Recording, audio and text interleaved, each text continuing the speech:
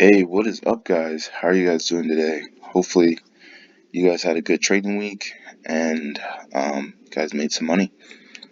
So, in today's video, it's going to be really short, straight to the point. Like I said, I don't plan on editing any of these videos, so that's how I'm going to be able to post at least a video a week.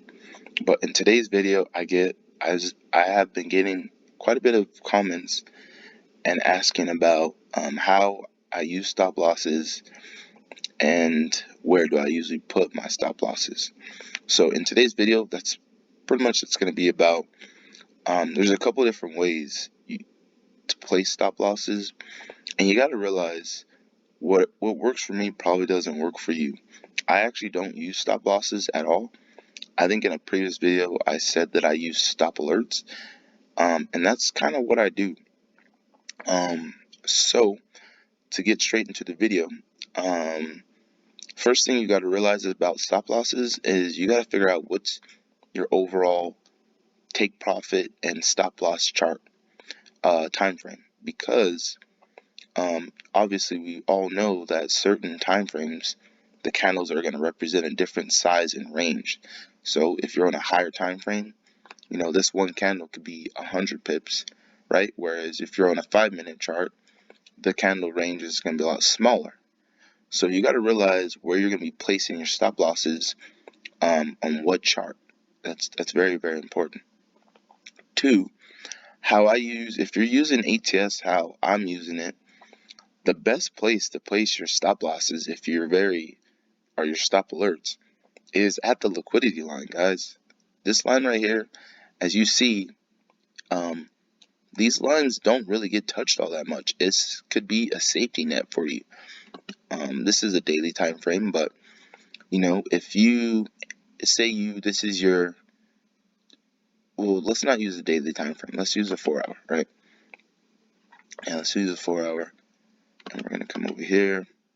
So let's just say our objective was on all our time frames are going up, right? We got a stop loss, or we got a signal, which the 4-hour is my trigger, right? So this would have been my trigger. I'm like, boom, it is going up, right? Well, what I could do is, before I go switch it down to the 5-minute time frame, I could use this liquidity line as my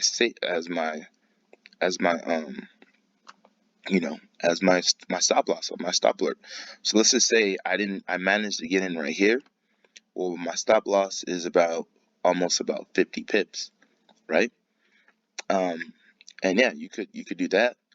And then once it goes up, you could do a 1-to-1, which I would have went to this liquidity line. This would have been my target. So this would have been 70, right? And your stop loss would have been 50. You could place it right here. You could then place it right here. But one thing you got to realize is, a lot of times, the market likes to do, depending on what time it is, the market likes to do stop hunts. It knows that people are putting stop losses someplace, and it'll go up just high enough to take your money, and then it go right back down. So what I do is, let me guys know, I'll leave this indicator in the description, but it's called the horizon line alert. And what it does is, once you set this indicator, all right, you set the indicator. Is this it? No, sheesh. Let me see. Oh yeah, here it is. Let's change the color. Boom. And what you do is you just move it to where you want it to be.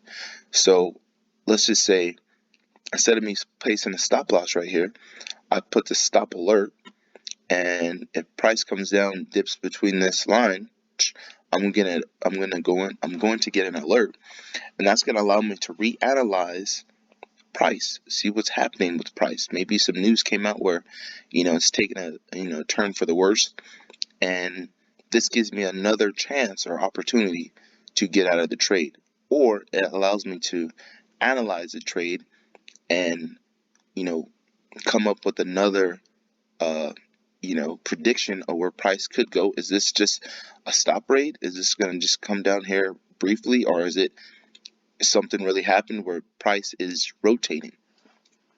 Yeah, so that's what I usually do. I usually use an alert.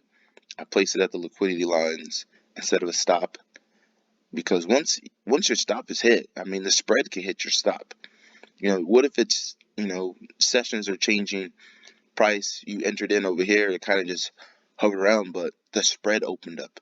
The spread opened up sometimes 30, 40 pips, depending on what pair you're trading.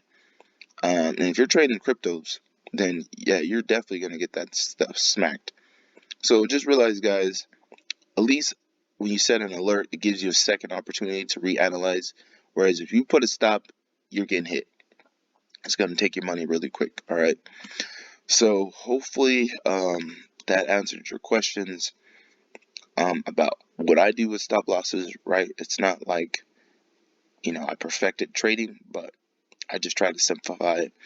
So to recap, I don't use stop losses. I use stop alerts. I use this indicator called horizon line alert, and I place it where I want it, where I want price. If price comes down, I will, you know, um, put my stop loss right here.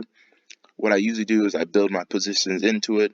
Another way you could do it is you could trail your stops based off each candlestick. Um, so for example, this is a Heikin candles, right?